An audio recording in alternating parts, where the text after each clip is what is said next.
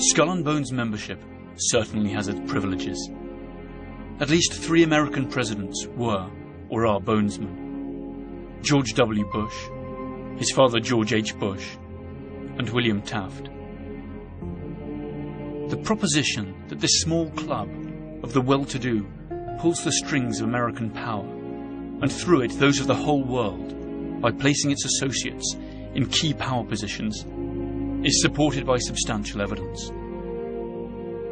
The elections of 2004 saw the almost impossible come true. Both the Republican candidate George W. Bush and his Democrat rival John F. Kerry were members of Skull and Bones. That's to say, prior to running as representatives of parties that supposedly propound opposite political visions, they had both sworn allegiance to the same mysterious principles. And what's worse, they share secrets that are not known to their own constituents. The million-dollar question for American citizens and the world as a whole is, do Bonesmen put their frat fidelity above that of their civic responsibilities? As the BCCI case clearly shows, the answer is undeniably yes. By the end of the 1980s, the scandal concerning the Bank of Commerce and Credit International was making the headlines. The BCCI was accused of laundering drug money and financing terrorist operations. The scandal tarnished the reputation of the US government, since the bank operated freely in America and was a regular contributor to political campaigns. The administration of Bonesman George H. Bush blocked the investigation, which had in any case been entrusted to a Senate commission chaired by Bonesman John Kerry. The BCCI was absorbed by more respectable banks, and the subject was never revived. Who runs Skull and Bones? Up to what point are Bonesmen able to influence the decisions of fellow members? Perhaps by looking into their initiation rituals, we will be able to have some idea of what kind of power the society holds over its brethren, whether they are industry leaders, intellectuals or politicians, and speculate how they use that power should the need arise. Each year, only 15 students entering their senior year at the University of Yale are admitted. The candidates must have been tapped by those senior classmen of Yale University who make up the current membership. The criterion for selection also includes the candidate's potential to increase the power and prestige of the society. 2 votes against the candidate are enough for him to be rejected. During their initiation, candidates must recount all their sexual exploits. Finally, they are expected to perform various oaths, kiss some feet, and drink blood.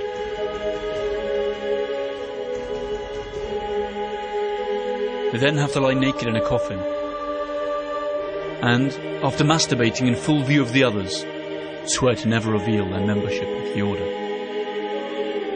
The candidates are then introduced to their future companions, who wear masks for the occasion. Uncle Toby, the Knights, the Small Devil, Don Quixote, and the Pope. Their ceremony ends with a grand party that lasts for hours. To imagine presidents of the United States in this situation is highly disturbing, but even more distressing is to realize that the candidate is now subject to blackmail. All the brethren have witnessed the humiliation of the candidate. Each one has spoken of his darkest secrets. Nobody now feels he can break the pact of silence with the order. As of that moment, betrayal is highly unlikely. The government of the world's only superpower is packed with Bonesmen. George W. Bush named 11 Bonesmen officials in his first government. Add to this various senators, congressmen, and chief justices, directors of the CIA, the Federal Reserve, and directors of banks such as J.P. Morgan Chase and Morgan Stanley Dean Witter.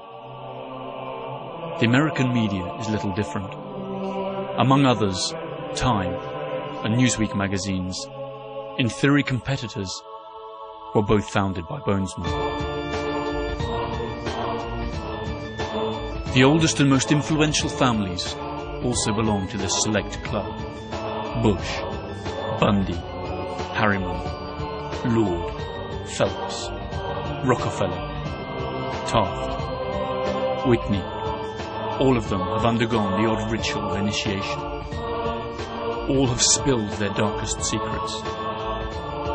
All have been ritually humiliated in front of their peers. And all of them owe loyalty to the order. It is estimated that there are some 800 Bonesmen alive today, around half of them active and in key positions in the American economy and political establishment. There are plenty of reasons to be shocked just by what we have learnt so far. This is a secret society founded by an alleged drug lord that counts among its members people who have financed the Nazis. Their members meet in a bunker supposedly full of stolen skeletons, and among its brethren we find no less than the president of the most powerful country on earth, and also his main political contender.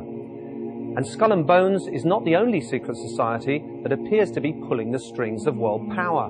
There are at least 2 other organisations who are suspected of foul play, ranging from economic manipulation to attempting to achieve world control. They are the Bilderberg Group and the mysterious Council of Foreign Relations.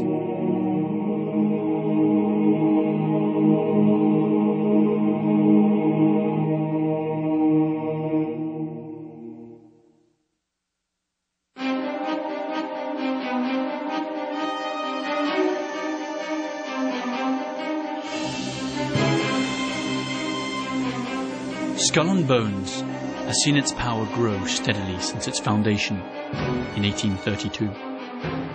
In spite of its alleged early links to drug trafficking and Nazism, most of its known members are respectable, influential politicians and businessmen. But Skull and Bones is not the only secret society whose influence reaches the highest ranks of power. There are more. One of the organisations most suspected of pulling the strings of world power behind the facade of an altruistic organisation is the CFR, or Council on Foreign Relations. They are also hidden away here in Washington, D.C. on the 7th floor of this building.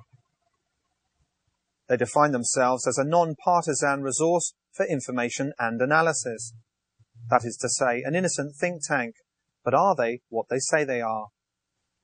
The answer to this question may hold the key to understanding the true origin of many events that happen to us every day, and seem to be a result of our own free will.